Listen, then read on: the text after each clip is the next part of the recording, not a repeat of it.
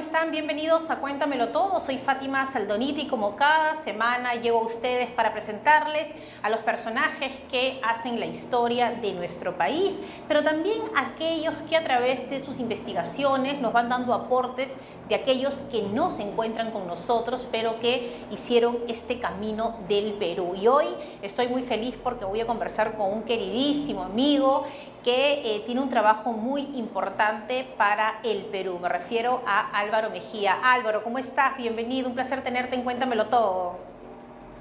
Hola Fátima, mucho gusto. Así es, somos grandes amigos de hace varios años y caramba, es la primera vez que me entrevistas. Bueno, como este programa se llama Cuéntamelo Todo, yo les comento que cuando yo empecé en la carrera, cuando desarrollaba mi faceta de actriz, estuve en una telenovela que era Tribus de la Calle y Álvaro era el guionista. Y hicimos Uno de, uno de. Y fue muy simpático porque hicimos una gran amistad. Nos presentó una amiga en común de la Universidad de Lima, ¿cierto? Pati Robles. Pati Robles. Y desde ahí, miren cuántos años han pasado y la amistad ha continuado. Hemos ido avanzando en el camino y Álvaro tomó decisiones muy inteligentes respecto a su contribución al Perú. Y lo que hizo fue encontrar un personaje importante, pero que nadie lo estaba mirando, como es Pedro Paulet. ¿Cuánto sabemos nosotros de Pedro Paulet? ¿Cuáles han sido sus aportes? ¿Y por qué es un peruano que ha contribuido hasta el día de hoy a este futuro que estamos viviendo? Así que vamos a descubrir el personaje a través de la mirada de Álvaro. Álvaro, primero, ¿cómo así tú llegas a relacionarte con Pedro Paulet? Bueno, como sabes, yo soy comunicador audiovisual y un día me encontré con la historia de Pedro Paulet, que había contribuido a la era espacial, y yo dije, oye, esto es una película. Esa fue mi entrada, ¿no? Yo no soy historiador, pero entonces me puse a buscar, como se estila ahora, buscar en internet, y todas las páginas se parecían. Y yo decía, no encuentro lo que estoy buscando, ¿no? Y eso me obligó a ir a la Biblioteca Nacional, por ejemplo, a ver cosas sobre él. Y dio una casualidad, que eso fue el año 2004. El año 2005 se celebró, bueno, miento, no se puede celebrar. Se recordó el centenario del fallecimiento de Julio Verne. Y yo ahí hice un clic, dije, claro, Paulet, Julio Verne, me puse a buscar un poquito, esta vez sí en internet, y me di cuenta que habían coincidido en una etapa en París, o perdón, en Francia. El joven Paulet, que estaba estudiando ingeniería química, y el escritor Verne, que ya era un hombre maduro. Entonces, a partir de ahí se me ocurrió una historia. ¿Qué tal si el joven Paulet va a buscar a su ídolo de niño, Julio Verne, se hacen amigos? Y lo que ocurrió fue que yo escribí una sinopsis en una página y la escribí en Indecopy, y conocí a un productor internacional que me dijo, ya, comencemos por un documental. Y yo dije, bueno, ahora sí hay que investigar, ¿no? Claro. Y me puse a investigar desde el año 2005 y hasta ahora no paro. Entonces, eso ha significado descubrir que Pedro Paulet era un sabio multidisciplinario, es decir, que dominaba muchos campos. La aeronáutica, por cierto, la ingeniería química, que era su profesión, también la ingeniería industrial, eh, el periodismo, fue diplomático, geógrafo. Yo a estas alturas diría que si alguien me apura y me dice a qué se dedicaba Pedro Paulet, yo diría que a la geopolítica, A la porque, geopolítica. porque tenía una visión global del mundo y de las relaciones entre los países y del papel que podía jugar el Perú ahí. Eh, y tenía un proyecto industrial, o tenía un proyecto para convertir al Perú en una potencia, y entonces ahí jugaban un papel importante la industria y el comercio, y él dominaba todo eso. Entonces, y por supuesto, construir esa navecita que estamos viendo hoy en el gráfico iba a significar que el Perú tuviera una base industrial que no teníamos, ¿no? Me Y que gustaría, lamentablemente... me gustaría, Álvaro, aprovechando lo que nos estás diciendo, para todos los que nos ven, que nos hagas una pequeña biografía. Paulette nace en Arequipa. ¿Cómo es su infancia? ¿Por qué decide estudiar esta carrera? Luego su viaje a Francia para entender luego sus aportes, sus invenciones y sus propuestas. Ujú.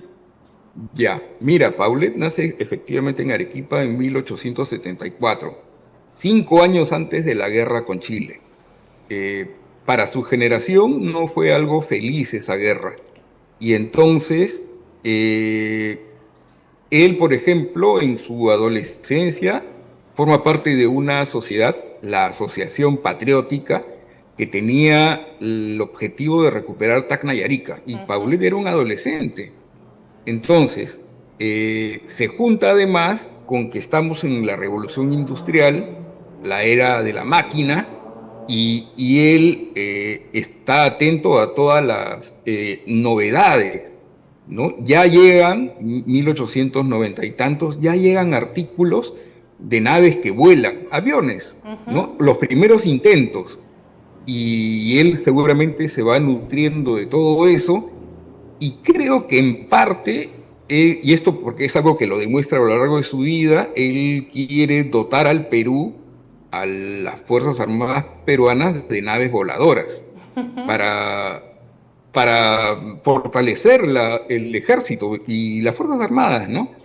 De hecho, los problemas fronterizos continúan varias décadas después.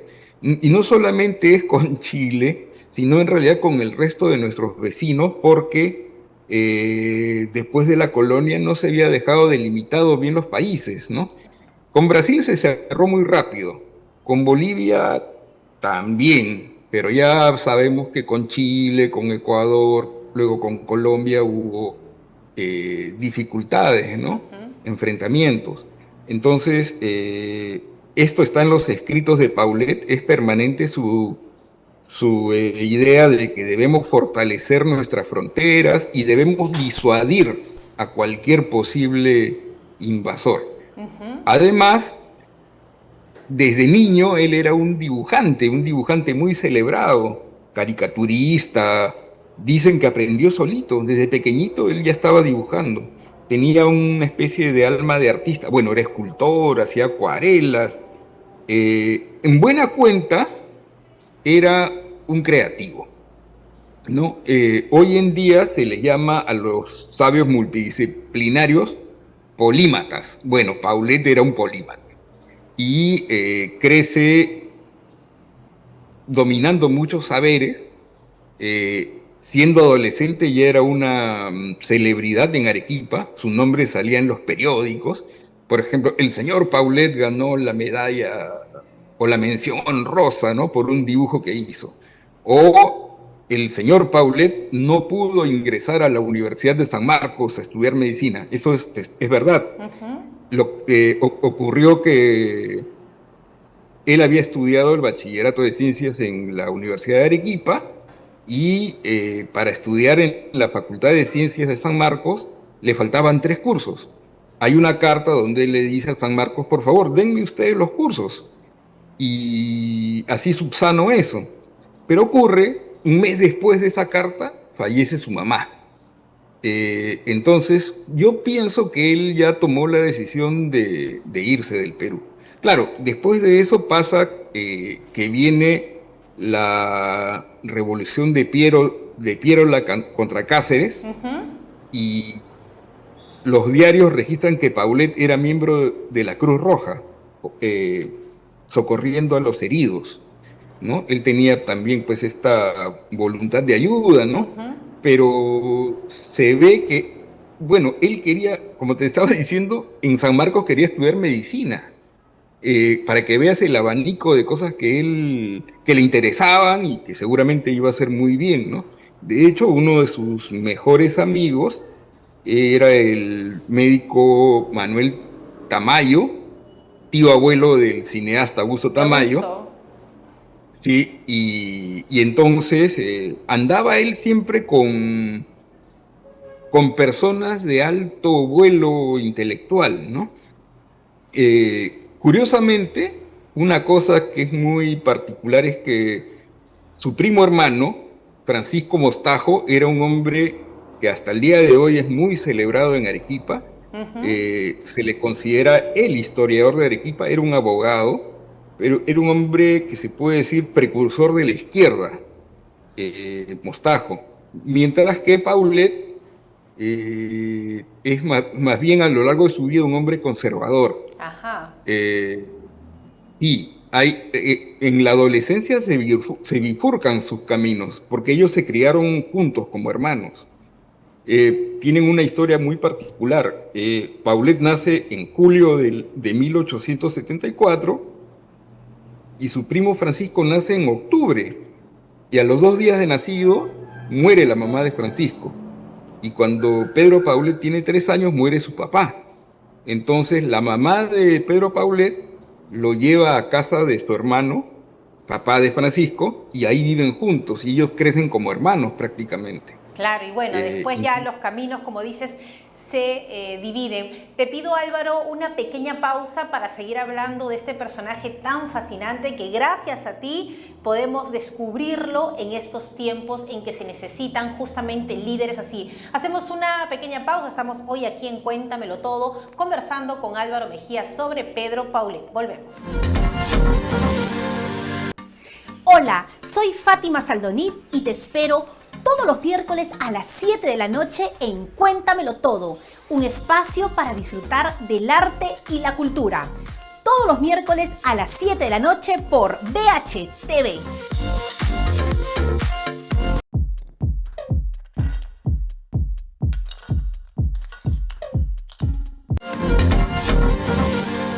Estamos de regreso aquí en Cuéntamelo Todo, gracias por acompañarnos y seguimos conversando con Álvaro Mejía sobre Pedro Paulet. ¿Qué tal el personaje? Y realmente cuando entramos a la historia del Perú podemos descubrir por qué somos lo que somos ahora y también podemos seguir escuchando a aquellos que nos encuentran a través de investigadores como Álvaro.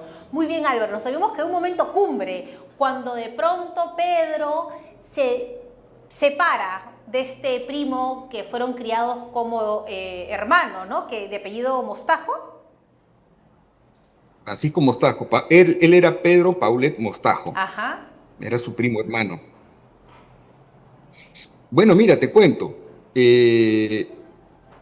Un poquito más de un año después de que muere su mamá, Ajá. Pedro decide irse del Perú y se va a Francia a estudiar. Ahí va a tener una travesía vital bien interesante. Primero, él se acredita como periodista. ¿Ya? Él había estudiado periodismo con el sacerdote que había sido su maestro, el padre Hippolyte Duhamel, francés, que le había enseñado el francés y el latín, Ajá. y él se va a Francia, se acredita como periodista y como profesor de castellano. Y lo sorprendente es que él ingresa a la Sociedad Astronómica de Francia para seguir al maestro Camille Flammarion. Camille Flammarion era el mayor astrónomo y el mayor divulgador científico del mundo. Uh-huh. Y Flammarion le firma a Paulet una carta de recomendación para que se integre a esta sociedad. Ahí lo que se hacía era, entre otras cosas, estudiar la atmósfera mediante globos aerostáticos. Ajá. Y entonces ya imagínatelo a Pedrito Paulet volando en un globo aerostático por los cielos de París. Y ahí él se empieza a preguntar cómo se puede impulsar una nave con potencia. Y él decía, necesito inventar un motor. Los motores ya existían, pero él estaba buscando un motor especial. Ajá. Llega a la conclusión de que necesita aprovechar la energía de los explosivos líquidos, porque los explosivos sólidos, la pólvora, ya no te daban mucha potencia para un viaje largo. Entonces un explosivo líquido era lo que él estaba buscando y se matricula en la Facultad de Ciencias de la Universidad de París, hoy conocida como la Sorbona, en el Instituto de Química Aplicada. Iba a ser ingeniero químico.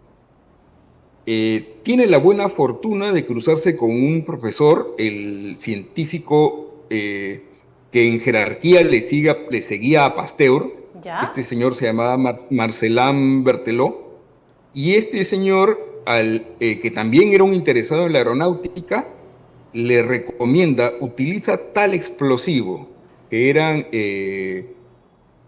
un explosivo que tenía dos sustancias que al juntarse provocaban una explosión potentísima, pero lo que hace Paulet es dominar esa potencia y hacerla que corra a través de su motor. E inventa el motor, en buena cuenta inventa el motor espacial. Es decir, los motores espaciales, los que se han usado 6, 7 décadas después, tienen como principio el que inventó Paulet, ¿no? Si tú ves, por ejemplo, cuando ven esos documentales de la llegada del hombre a la luna, la navecita que desciende sobre la luna, en sus motores utiliza un componente descubierto por Paulet, el tetraóxido de nitrógeno. Esto ya es un poquito más complejo de explicar. Pero Álvaro, yo estoy sorprendidísima de todo el conocimiento que tienes. Es que son años de investigación. Bueno, sí, la verdad es que sí, son bastantes años y ha sido toda una aventura y un placer, ¿no? Para mí ha sido, lo hago con placer. Una cosa que te voy a decir, sin falsas modestias, es que creo que lo cuento bien. Eso, eso Sí, es acá estamos todos así precisamente animadísimos con Paulet. Es que yo soy comunicador. Ajá. Entonces te voy a contar la historia y podría pasarme un largo rato hablando de esto. Estoy tratando de abreviar. Y mira, luego lo que hace Paulet es diseñar esa navecita que está ahí, Ajá. el avión torpedo. Ahí en las alas dice rockets, ahí iban motores como los que él había inventado, motores cohete. Y esto es un avión cohete. El nombre común, avión cohete, el nombre propio que le dio Paulet es avión torpedo. ¿Y qué ocurre? Él vuelve al Perú con la intención de fomentar la aviación y de tener una base industrial. De hecho, da algunos pasos. Algo que lo favorece y a la vez lo perjudica es el vuelo que hace Jorge Chávez sobre los Alpes. Es decir, con ese vuelo, Jorge Chávez tiene toda una serie de eventos en los que triunfa, que van de marzo a septiembre de 1910. Se genera una euforia por la aviación, como si el Perú estuviera ganando el Mundial de Fútbol. Aquí la gente salía a las calles a manifestarse. Y lamentablemente él atraviesa los Alpes y luego su avión se cae y muere 4 días después. Toda esta ola le permitió a Paulet hacer una gran propaganda a la aeronáutica. Pero él aspiraba a que se construyese una fábrica de aviones y que hubiese toda una industria militar, ¿no? Pero eso no ocurrió.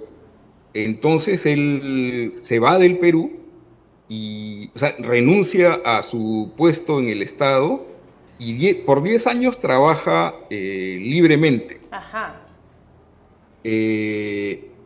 Hasta que en el año 21 el presidente Leguía lo vuelve a reclutar como diplomático. Paulet acepta, pero quedándose en Europa. ¿Ya? Porque lo que él quería era absorber el conocimiento europeo y trasladarlo al Perú. O tenía ideas como ¿qué necesita el Perú? ¿Qué recursos no tiene? ¿Y cómo podemos reemplazarlos? O al revés, ¿qué cosas puede vender el Perú que aquí en Europa no hay? Ya. Entonces, ¿qué ocurrió? Que en el año 27 se funda la Sociedad Astronáutica Alemana y empiezan a hablar ya de los aviones cohete, y eso motiva a Paulet a mandar una carta al comercio diciendo, yo ya tengo un avión cohete desde hace 30 años. Eh, Deberíamos aprovechar para construirlo. Mira, te lo voy a poner así. Eso es en 1927. ¿En qué contexto estamos?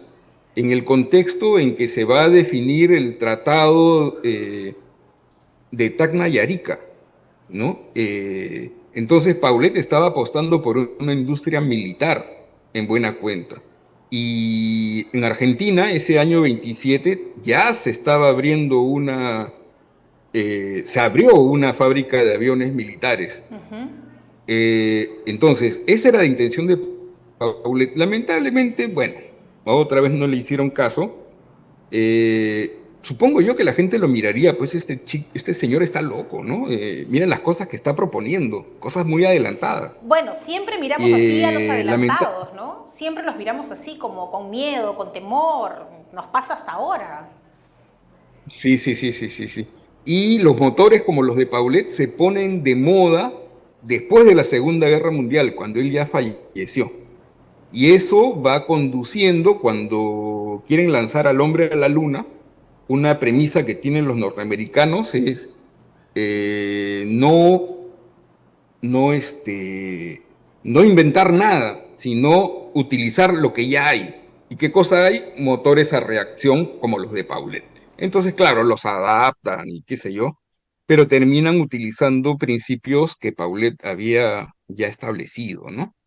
Pero bueno, entonces estábamos en el año 27 y lo que hace Paulet es seguir insistiendo con que el Perú se industrialice. En este punto, yo quiero darle la palabra a un amigo mío, una persona muy importante, Julio Ajá. Echeverría, un matemático, Pero yo que te voy él a pedir, se ha... Álvaro, te voy a pedir hacer una pequeña pausa y vamos a regresar con este invitado especial que nos has traído a Cuéntamelo Todo, porque creo que tiene información muy importante. Vamos a hacer una pausa pequeña y regresamos con Álvaro Mejía, que nos habla sobre Pedro Paulet y un invitado especial. Volvemos.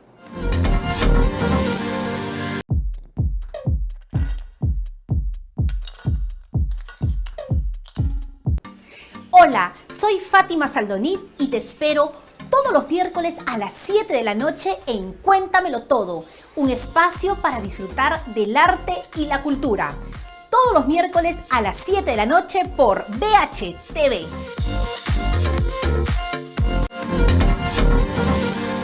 Estamos aquí de regreso en Cuéntamelo Todo con Álvaro Mejía hablando sobre Pedro Paulet. Y antes de la pausa nos anunció una sorpresa, un invitado especial, y yo quisiera, Álvaro, que nos comentes y nos cuentes de quién se trata. Bueno, quiero presentarles a mi amigo Julio Echeverría. Él es un graduado en la Facultad de Matemáticas en la Universidad de San Marcos. Una vez él me escuchó dando yo una conferencia sobre Paulet, un poco atrevido yo, hablando de las ideas industrialistas de Paulet, Ajá. y él me dijo que le interesaba el tema, ahora nos va a contar él por qué le interesó el tema, pero luego él ha desarrollado muy bien, creo yo, a un nivel superlativo estas ideas de Paulet. Así que me Julio, gustaría dejarlos porque... Julio, bienvenido a Cuéntamelo Todo y de verdad qué placer poder conversar contigo, que tienes este conocimiento matemático de la vida que es tan importante y no nos damos cuenta, ¿no? En las cosas cotidianas. Así que vamos a empezar con esta historia. ¿Por qué Paulet? ¿Cuándo empezó esta fascinación tuya? Bueno, ¿qué tal? Buenas noches. Mira, la verdad que yo conocí, me acerqué más a Paulet, como bien dice Álvaro, gracias a una ponencia que él dio. Pero yo venía buscando ya en los últimos 40 años, que no es poca monta, Ajá. modelos matemáticos para la economía. Es la razón por la cual yo escogí la especialidad de modelos matemáticos en matemática aplicada en la Universidad de San Marcos. Ajá. En este campo se conocía como el campo de investigación de operaciones, ¿no? Investigación operativa. Y pues he tenido asesores, he tenido gente y una búsqueda de buscar soluciones para el país, que era lo que me importaba realmente. O sea, y la verdad que no satisfacía digamos, porque estudiaba yo de economía, por lo que buscaba en modelos matemáticos. Encontré una tendencia en los Estados Unidos, un economista norteamericano, que comenzó a introducir los conceptos de Bertrand Riemann, que es basado en geometrías de Riemann. Estamos hablando ya de la matemática que utilizaba Einstein, o sea, estamos hablando de teoría de relatividad y cosas por el estilo, tensores y cosas por el estilo. Me acerqué a esta organización y me hizo estudiar mucho. Incluso traje en esa oportunidad a un equipo y se hizo un estudio para la Sociedad Nacional de Industrias basados en el modelo LaRouche-Riemann, ¿no? Que eran los dos, el economista Lyndon LaRouche y Bertrand Riemann, que era el fundamento matemático. Sin embargo, esto no siguió prosperando porque los proyectos se fueron adormeciendo en ese lado. También han tenido problemas políticos y todo lo demás. Yo también tenía que dedicarme y me dediqué a mi mundo profesional, el mundo de sistemas, ¿no? Yo tengo más de 30 años en implementación de sistemas de integración empresarial, ¿no? Y recién, o antes de la pandemia, estuve haciendo mis propias investigaciones. Y aunque parece mucho tiempo realmente que nos conociéramos con Álvaro, yo lo vine a conocer recién en noviembre del año pasado. Increíble. Y es ahí que me da él unos volúmenes de Pedro Paulet y hemos comenzado a escarbar muchos trabajos de Paulet, muchos que me han llegado, pero realmente los comencé a entender desde un punto de vista quizás un poquito más profundo que otras personas, porque yo ya venía buscando este tipo de material. Y Paulet, así como bien dice, va a la cuna de donde se estaba generando una revolución conceptual, o sea, que es en la cuna del conocimiento, incluso, ahí incluso el propio Leibniz forma parte de toda esta academia, ¿no? Que se funda ahí en París. Y esto es prácticamente los intelectuales que formaron a la Gironda. Lavoisier, por ejemplo, que fue decapitado por los jacobinos, Chaptal, que es uno de los principales químicos, son los precursores de Ahora, Pasteur y de Julio, toda la corriente. pero yo te pido ver ahí un alto. Sí. Tú vas a esta conferencia, tú tenías una necesidad de aportar al país desde tu profesión, la matemática. ¿En qué momento enganchaste con Paulet? ¿Qué cosa escuchaste que dijiste, necesito saber más y necesito investigar por esta área desde mi perspectiva? Cuando plantea el tema de la industrialización, la estrategia de industrialización basada en los principios tecnológicos. Ajá. Entonces, ahí le pido más información y me facilita un documento que es muy importante, que es el Japón moderno, las bases y sus bases económicas, ¿no? Este documento, como bien dijo, es el documento que solamente salieron 100 ejemplares, del cual Álvaro cuenta con 2. Yo los he estado estudiando detalladamente. Y después hay otros documentos adicionales, como digamos, cómo mira él las diferentes doctrinas económicas. Para los que no tenemos la suerte de haber leído algunos de los ejemplares, ¿qué se encuentra ahí? ¿Cuál es la propuesta que vemos? Mira, te doy en síntesis, por ejemplo, el modelo conceptual con el que él, que eso sí lo podemos entender. Él desarrolla no la economía como un solo espacio indeterminado. Él habla de, llamémoslo así, 7 plataformas, ¿no? La primera plataforma que él toma para analizar cualquier campo económico, como lo hace con Japón y como analógicamente lo hace con Perú y con cualquier espacio económico, dice, es el ámbito territorial, ¿no? Es el ámbito geográfico, la riqueza, las condiciones, los ríos, la historia, cómo se llegó, las pugnas, todas las situaciones climáticas, todo, porque él había sido incluso profesor de geografía económica. Ajá. En la Universidad Católica. Entonces él tenía un análisis muy detallado y con mucha facilidad hablaba del ancho de Japón, que no llegaba pero ni de Callao a Jauja. O sea, las dimensiones se nota clarísimo que tiene las dimensiones de Amazonas, de Madre de Dios, lo tenía muy claro, o sea, y te hace analogías en recursos, por ejemplo, la mala calidad del carbón de Japón, y que no tenemos una altísima calidad en Ollón, aquí saliendo de Lima. Entonces, tenía unas características, pero todas las características, digamos, geográficas, para él son fundamentales. Es la primera plataforma, el espacio con el cual vamos a trabajar, ¿no? Número uno. Número dos, la población. En cantidad, calidad, migración, tanto inmigrantes como emigrantes, ¿no? O sea, las colonizaciones, nuestras raíces, las raíces fundamentales que analiza para la cultura de Japón, las hace análogas con la cultura inca, o sea, aspectos muy profundos de la capacidad que tenemos como población para poder asumir el reto y que es el potencial con el cual vamos a sostener. Y se refiere muy enfáticamente a nuestras características culturales, ¿no? O sea, a los retos que tenemos que asumir. Esto es lo que en realidad se desarrolla en su época de él en Francia, que era una gran revolución, como lo que atisbaba ya a desarrollar Bernatsky, por ejemplo, como la noósfera, ¿no? Que es todo el espacio de lo subjetivo, lo psicológico, lo creativo, lo que hay que satisfacer y que solamente lo tiene el ser humano, ¿no? Nuestra capacidad creativa, ¿no? Nuestra volitilidad, nuestro carácter de poder ser volitivos y para nuestra capacidad de transformación. Si no tenemos capacidad de transformación, olvídense de industrializar, ¿no? Claro. Si no vas a transformar, no industrializas nunca, ¿no?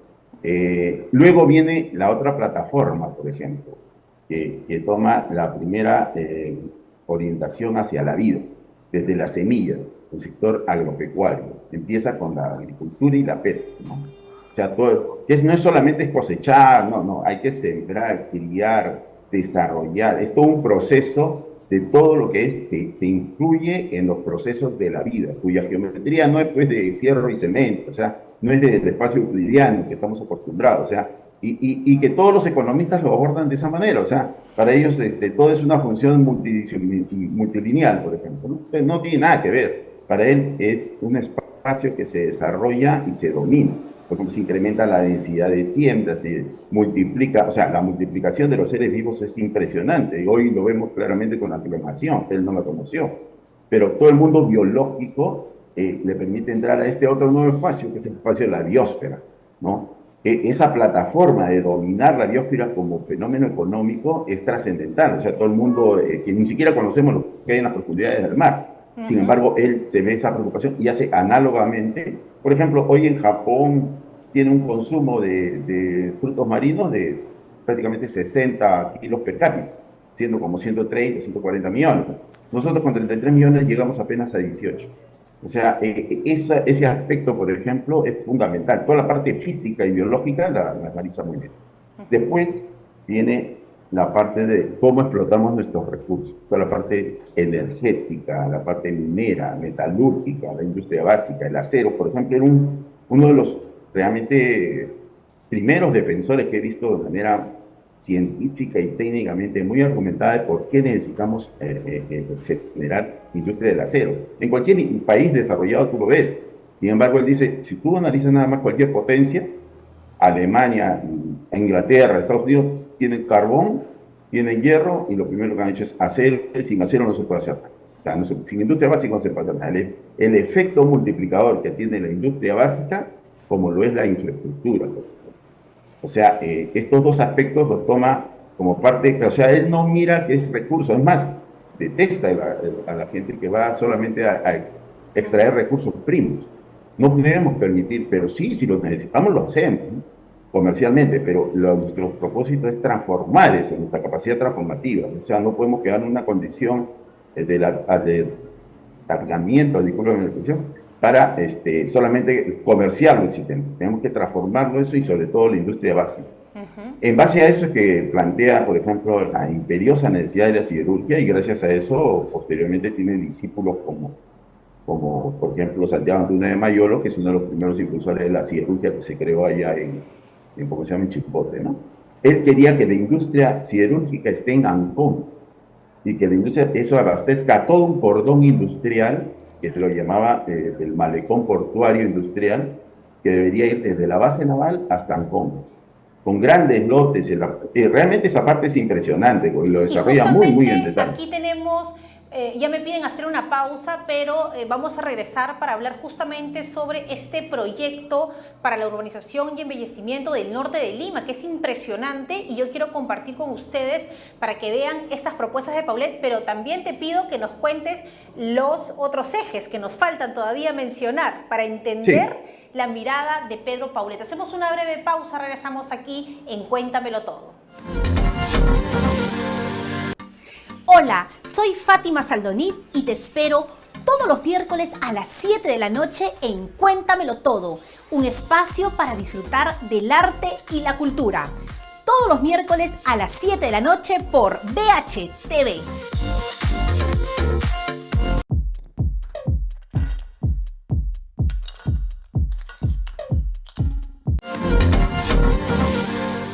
Estamos de regreso en Cuéntamelo Todo, hoy conversando sobre Pedro Paulette y tenemos a dos expertos, Álvaro Mejía, un apasionado, gran investigador, y hoy también con Julio Echevarría, hablando desde otra perspectiva, la matemática. Julio, nos habíamos quedado en estas especies de visiones, de ejes, de plataformas de Paulette, y me gustaría que termines de contarnos cuáles son las que siguen.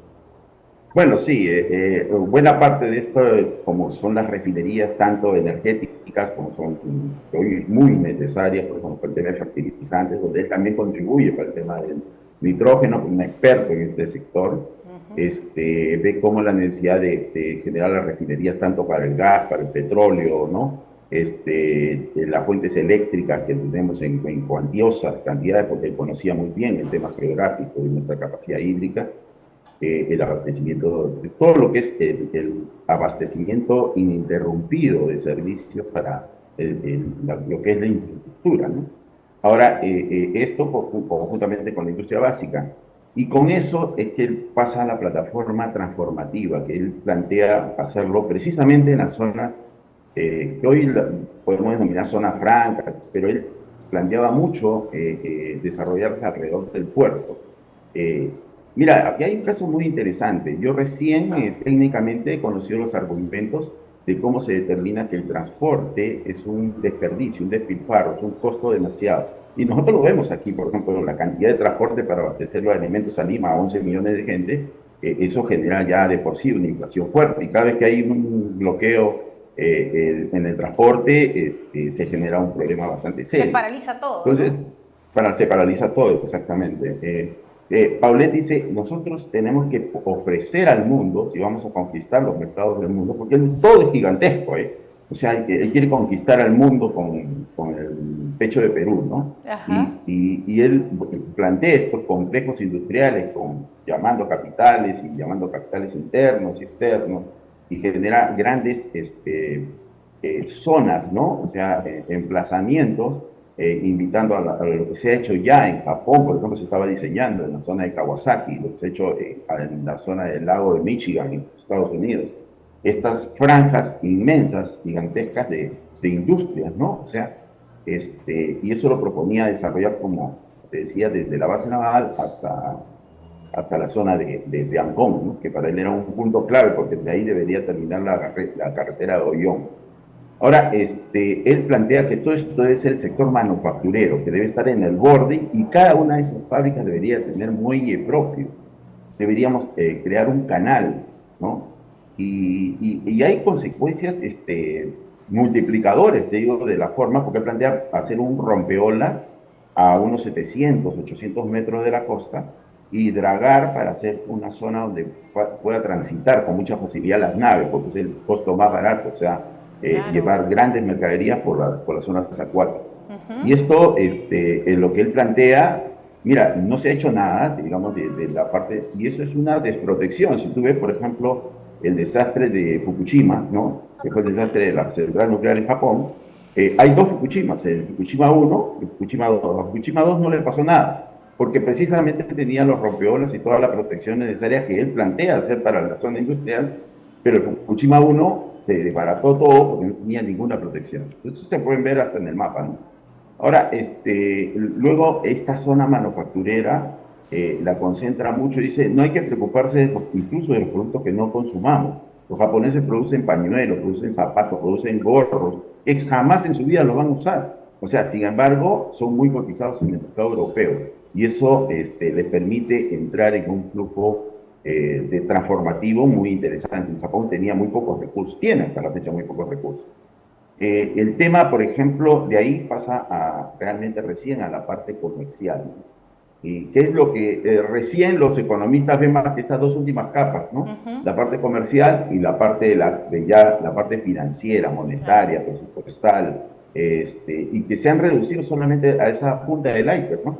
Y no ven toda la plataforma que él la anida, y que si nosotros lo vemos de funciones matemáticas, está completamente para hilvanar y desarrollar. Por eso yo me impresioné y dije, no, Pero acá estamos todos, además que Julio, escúchame, esto es un plan de gobierno.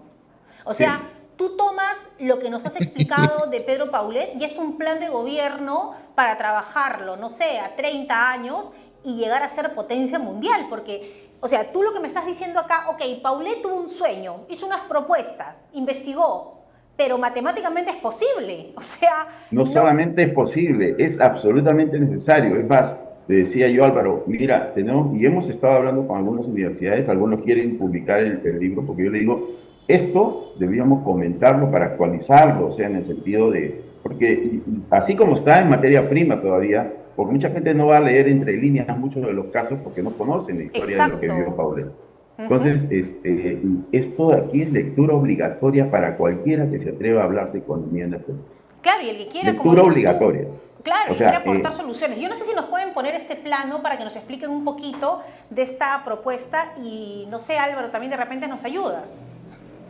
Claro, Álvaro, mira, este es un plano que Paulet desarrolló en 1929. Ahí dice proyecto para la urbanización y embellecimiento del norte de Lima, o sea, Ajá, el RIMAC. sí, Lo que vemos ahí, esos círculos concéntricos grandes que se ven a la mano derecha, es una vista aérea del Cerro San Cristóbal.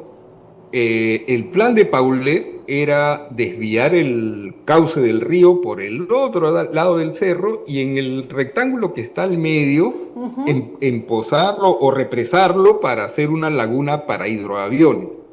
Esto es en el año 33.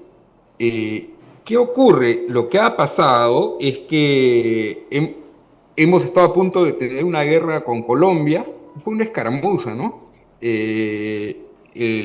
Lo que se iba a comprar eran hidroaviones para pelear en la selva. E imagínate, el presidente de la República, si quisiera ir a la selva, sale y puede tomar su hidroavión ahí. claro. Pero además, esto es el lado urbanístico, el lado turístico, si tú quieres. Pero además de este núcleo van a partir las carreteras, una la transoceánica con Brasil, y Paulet quería hacer una vía férrea que partiese del Callao, pasase por el Cusco, luego a La Paz y acabase en el puerto de Buenos Aires. De tal modo que Perú y Argentina tuvieran salida bioceánica. En este punto, Paulet está pensando ya no de manera urbanística, sino en el comercio y también en la industria, porque esta es la puerta de entrada a la cuenca del Pacífico. Es decir, en los años 30, Paulet ya estaba hablando de eso que ahora está de moda. Yo estuve leyendo que Obama es el que pone de moda, vamos a decir así, el Pacífico, el año 2016. Paulet lo había hecho varias décadas antes, y como digo, lo publica en este libro que solo tuvo 100 ejemplares. Eran 100 ejemplares para las personas que pudieran tomar las decisiones. No era una obra de lectura masiva, ¿no? Entonces, imagínate lo que quería hacer Paulet, y ahí entronca con lo que dice Julio, ¿no? Quería hacer un malecón industrial en el Callao, convertir al Callao en un megapuerto portentoso. Ahora está el proyecto este del megapuerto de Chancay, y el artículo que te pasé temprano El del diario es Correo, una ahí lo propuesta. tenemos. El de Diario Correo es para hacer el megapuerto de Corío, en Arequipa, que tendría un mayor calado o tendría acceso para barcos de mayor calado. Ajá. Y de ahí, en realidad, es el punto más directo hacia el Asia. tanto para sacar recursos naturales o exportaciones, traer cosas, pero además lo que plantea y lo que ha planteado Julio es que tomando las ideas de Paulet, ese megapuerto puede convertirse en otro malecón industrial con muchísima más ventaja, ¿no? que lo que hubiera sido en el Callao. Bueno, En ese realmente punto, sí. Sí, no, Álvaro, dinos, quería dinos. la palabra a Julio para que nos explique lo de Corío. No, bueno, el tema de Corillo realmente es, podríamos pasarnos todo el día hablando, pero el tema es que lo tomen en común. O sea, tienen que considerar las recomendaciones de Paulet, porque no sé qué está pasando con los profesionales, pero cada vez están pensando cada vez más chiquito y solamente tenemos profesionales para bodegas. Y esto, bueno, fuera que fueran tres gigantescas bodegas, no, estamos pensando en pequeño cada vez. Y realmente con Paulet podemos retomar ese pensamiento que vino pues con la época de Roosevelt, ¿no?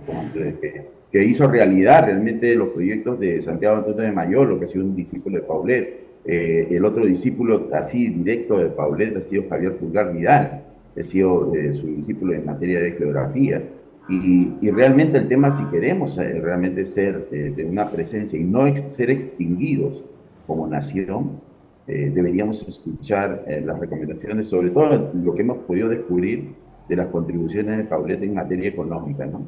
Hay bastante volúmenes, él ha dirigido una revista trascendente y con toda la humildad de un tipo que me quedo impresionado porque muchos de sus artículos no los firma porque él era el director de la revista, ¿no? Claro. Dirigía ahí en Relaciones Exteriores.